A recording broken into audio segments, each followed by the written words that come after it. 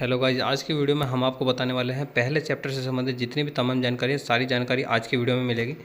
सुरक्षा कार्यों को व्यवस्थित एवं नियंत्रित करना, कर्मचारियों की सुरक्षा करना, सुरक्षा से संबंधित नियमों की जानकारी होना, ये आपके लिए बहुत आवश्यक है। सुरक्षा का मतलब होता है हर चैप्टर में जितनी भी तमाम चीज़ें, सारी चीज़ को आपको पढ़ना होता है। ये सब सुरक्षा की जानकारियाँ हैं। उसके बाद करते हैं व्यक्तिगत सुरक्षा। आरामदायक ड्रेस होनी चाहिए, ढीले अथवा अव्यवस्थित कपड़े न पहने, जूते बिना पहने वर्कशॉप में न प्रवेश करें, आभूषणकारी क्षेत्रों में पहनकर न जाए। कहने का मतलब आरामदायक ड्रेस का मतलब होता है कि आपका जो ड्रेस हो पूरी तरीके से आरामदायक होनी चाहिए, जिससे कि आप काम करने में आसानी हो। उसके बाद बात करते हैं हम इसकी कि घटनाएं कैसी किस प्रकार की होती है। सबसे क्या दुर्घटना। दुर्घटना का मतलब क्या होता है? अनचाही घटना जिसके कारण जान माल की हानि होती है, उसे दुर्घटना कहते हैं। दुर्घटना के कारण क्या क्या हो सकता है? दुर्घटना के परिणाम हो गए मृत्यु हो सकती है, धन की हानि हो सकती है, हाथ पैर टूट सकते हैं, आंखों की रोशनी चली जाती है, कोमा में चले जाना, या आप जिस वर्कशॉप में काम कर रहे हैं, वर्कशॉप एवं कारखाना जो भी हो, उसका लाइसेंस निरस्त हो जाना, ये दुर्घटना के परिणाम होते हैं। दुर्घटना होने के कारण क्या हो सकते हैं? आपका ध्यान काम पे ना होना, यानी कि अरुचि होना, असावधानी होना कि जो सावधानी है उसका यूज़ ना करना, जल्दबाजी में काम करना, आप जो काम कर रहे हो उसका आपको ज्ञान ना होना, या असुरक्षित हस्त औजार का आपको प्रयोग करना। जो औजार है आप उसके बारे में जानकारी नहीं रखते, उसके असुरक्षित औजार बोल देते हैं। उसके बाद है सुरक्षा चिन्ह।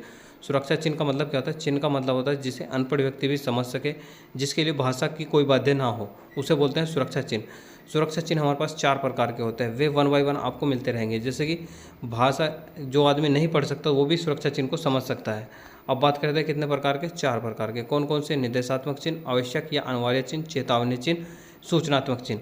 अब ये किस किस तरीके से होते हैं?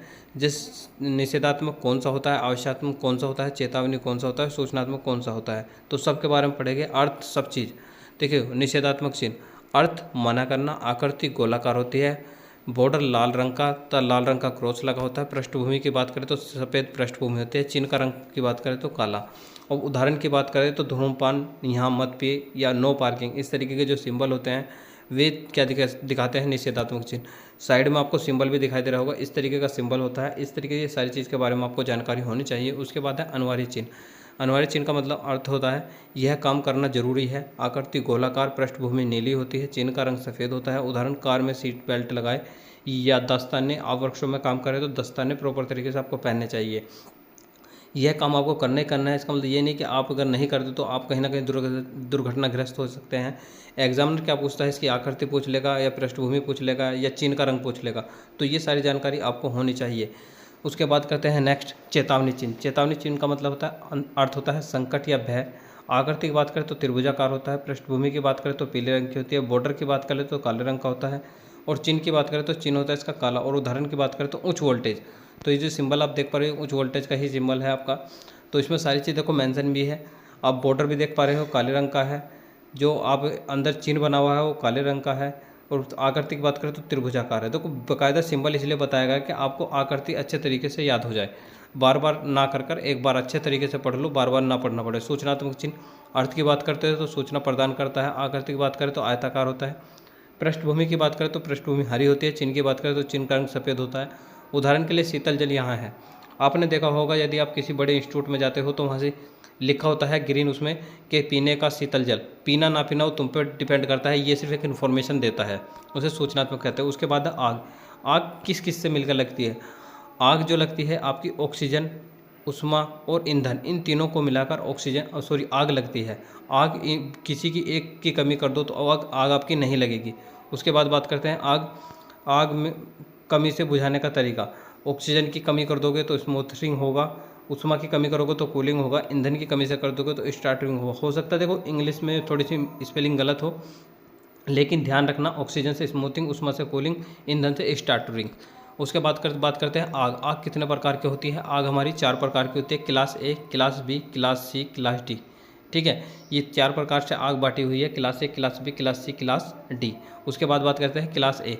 क्लास ए में जो आती है कौन से प्रकार कहते हैं? लकड़ी और कागज़ से लगने वाली जो आग होती है वो क्लास ए के अंतर्गत आती है, जिसे आप नॉर्मली पानी से भी बुझा सकते हो। ठीक है, आपको सिर्फ पता होना चाहिए कि कौन सी क्लास के अंतर्गत कौन सी आग आती है। उसके बाद बात करते हैं क्लास बी। क्लास बी में पेट्रोल, डीजल, मिट्टी के तेल आदि से लगने वाली आग जो आती है क्लास बी के अंतर्गत आती है। उसके बाद बात करते हैं क्लास सी, जो गैस से लगने वाली है क्लास सी एलपीजी सीएनजी अर्थात गैस से लगने वाली जो भी आग है वो क्लास सी के अंतर्गत आती है, जो कि हमने आपको बता दिया। उसके बाद बात करते हैं डी, क्लास डी धातु पदार्थ से लगने वाली आग जो होती है आपकी क्लास डी के अंतर्गत आती है। उसके बाद बात करते हैं आग बुझाने का जो मेन तरीका होता है, आग बुझाने की विधि जो होती है वो क्या होती है, पास के नाम से है, PASS पास। हिंदी में बोलते हैं खींचना, निशाना लगाना, निशाना या लक्ष्य, यहाँ से ओब्लिक कर लेना, निशाना या लक्ष्य। उसके बाद है दबाना, उसके बाद है घुमाना।